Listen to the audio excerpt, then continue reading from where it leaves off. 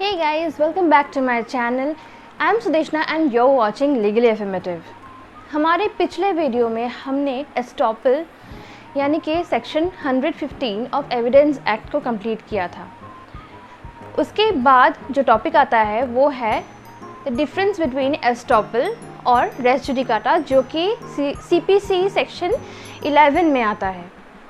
पर ये टॉपिक बहुत ही कंफ्यूजिंग है, यहाँ तक कि ब्रिलियंट से ब्रिलियंट स्टूडेंट को भी कन्फ्यूजन हो जाती है इस टॉपिक में से। इसीलिए I am here to clear your confusion.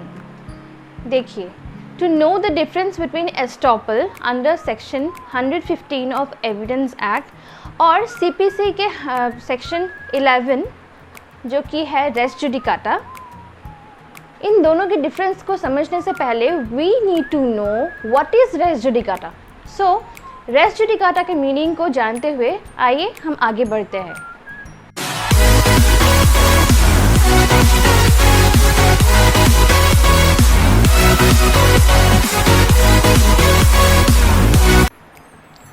Race judicata ये टॉपिक CPC के one of the most important topic में से है, जिसमें से एग्ज़ाम्स में काफ़ी सारे क्वेश्चंस पुट ऑन होते हैं। ये रेस जुडिकाटा होता क्या है? According to section 11 of CPC, res judicata says that a person cannot sue another person for the same matter more than once. एक इंसान दूसरे बंदे के ऊपर एक से ज़्यादा बार सेम रीजंस के लिए सू नहीं कर सकता। हाँ, अपील ज़रूर कर सकता है, वो रेस जुडिकाटा के डॉक्ट्रिन के अंदर नहीं आएगी, बट एक इंसान दोबारा से कोई सूट फाइल नहीं कर सकता जब एक कॉम्पिटेंट कोर्ट एक पर्टिकुलर सूट के लिए अपना जजमेंट सुना देती है। या तो किसी भी पार्टी के फेवर में होगा, और जिस पार्टी के फेवर में नहीं होगा वो पार्टी अपील कर सकता है। Res judicata based on 3 maxims. आइए देखते हैं वो मैक्सिम्स क्या है। नंबर 1, नेमो डेबिट बिक्सिक्सारी प्रोनो एट इडम कॉसा। ये पहला मैक्सिम है। अकॉर्डिंग टू दिस मैक्सिम, एक इंसान दूसरे इंसान के ऊपर एक से ज़्यादा बार केस नहीं कर सकता या फिर सूट नहीं कर सकता। ये मैक्सिम मल्टीप्लिसिटी ऑफ केसेस को रोकता है, जिससे ना तो जिस पार्टी के ऊपर केस लगाया जाता है, सू किया जाता है जिस पार्टी पर, वो उस पार्टी का और ऊपर से कोर्ट का टाइम बर्बाद ना हो, क्योंकि हम सब जानते हैं कि कोर्ट का टाइम बहुत ही प्रेशियस होता है। इसीलिए तो पहला मैक्सिम तो यही कहता है कि एक इंसान के ऊपर एक से ज़्यादा बार सेम रीज़न्स के वजह से, सेम रीज़न्स के लिए दोबारा से सूट नहीं डाला जा सकता। एक इंसान को बार बार तकलीफ़ नहीं दिया जा सकता, परेशान नहीं किया जा सकता सेम रीज़न्स के वजह से। अगर किसी कॉम्पिटेंट कोर्ट ने अपना फ़ैसला सुना दिया है तो इसका मतलब ये है कि वो उस कोर्ट का जो जजमेंट है उसी को माना जाएगा फाइनली। ठीक है, अब आइए देखते हैं सेकंड मैक्सिम क्या कहता है। इंटरेस्ट रिपब्लिके उड सिट फिनिस लिटियम।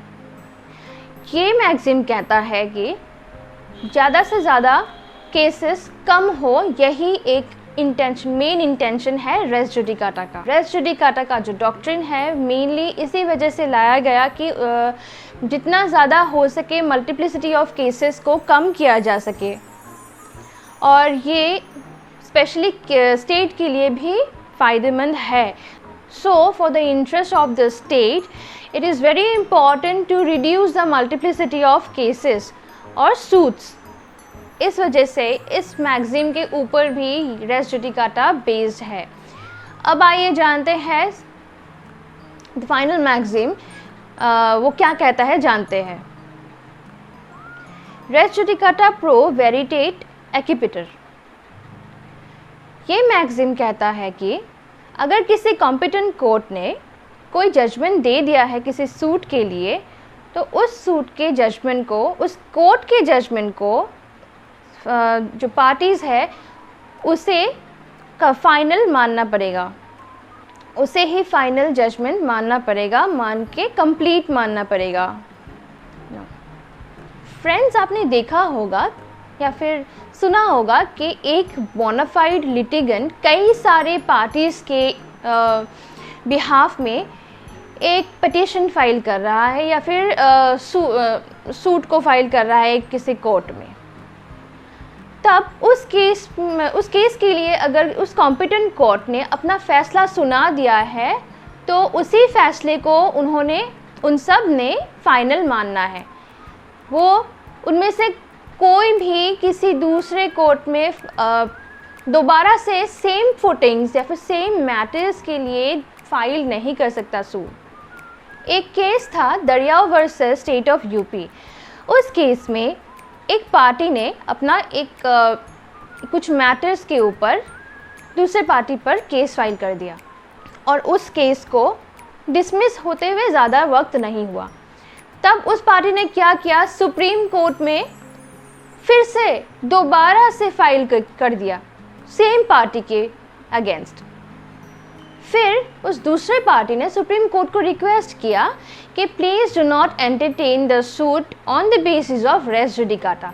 सो सुप्रीम कोर्ट ने उस सूट को एंटरटेन नहीं किया क्योंकि ऑलरेडी वो पर्टिकुलर सूट हाई कोर्ट में डिसमिस हो चुका है या फिर उस केस के लिए जजमेंट ऑलरेडी दे दिया गया है।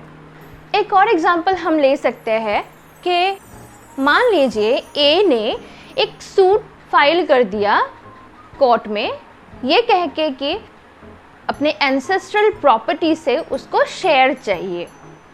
जब उसने फाइल किया तो one of his family member he said कि हम अपना शेयर कैसे दे दें, अपने एंसेस्ट्रल प्रॉपर्टी से शेयर कैसे दे दें जबकि प्रॉपर्टी का कोई पार्टीशन अब तक हुआ ही नहीं। अगर कोई पार्टीशन हुआ ही नहीं तो इसका शेयर हम तुमको कैसे दे दें। तो इस बेसिस पे कोर्ट ने ए का क्लेम डिसमिस कर दिया, पर उसने दोबारा से सेम कोर्ट में दूसरे मैटर के ऊपर सूट फाइल कर दिया। अब ये सूट किसके ऊपर था? वो प्रॉपर्टी का शेयर क्लेम करते हुए नहीं, पर पार्टीशन करवाने के लिए। बात समझ में आई? पहले वाला क्लेम क्या था? उसने रिपीट नहीं किया, उसने ये सूट रिपीट नहीं किया। सेम कोर्ट था, सेम पार्टीज थे, पर मैटर्स डिफरेंट हो गए। पहले वाला मैटर क्या था? ऑलरेडी पार्टीशन प्रॉपर्टी से अपना शेयर लेने के लिए। सेकंड वाला क्या था? जब उसको पता चला कि प्रॉपर्टी का तो अभी तक शेयर डिवाइड तो प्रॉपर्टी हुआ ही नहीं, तो अभी तो पार्टीशन पहले होना है, उसके बाद शेयर मिलेगा, तो इस वजह से उसने पार्टीशन के लिए सूट फाइल कर दिया। तो इस बार उसका एप्लीकेशन रिजेक्ट नहीं हुआ, एक्सेप्ट हो गया। अभी कोर्ट ने जजमेंट दिया कि हाँ, now the partition shall take place. तो सिंपल भाषा में अगर हम समझें, रेस जुडिकाटा यही कहता है कि एक पार्टी दूसरे पार्टी के ऊपर सेम रीजंस की वजह से सेम कोर्ट या इक्वल लेवल के कोर्ट, कॉम्पिटेंट कोर्ट में बार बार सूट फाइल नहीं कर सकता, दूसरे पार्टी को बार बार परेशान नहीं कर सकता। The main reason for this provision is to reduce the multiplicity of cases. Secondly, to save the other party from repeated disturbance. I hope आपको ये टॉपिक अच्छे से समझ आ गई होगी। तो हमारा अगला टॉपिक होगा डिफरेंस बिटवीन एस्टॉपल और रेस जुडिकाटा।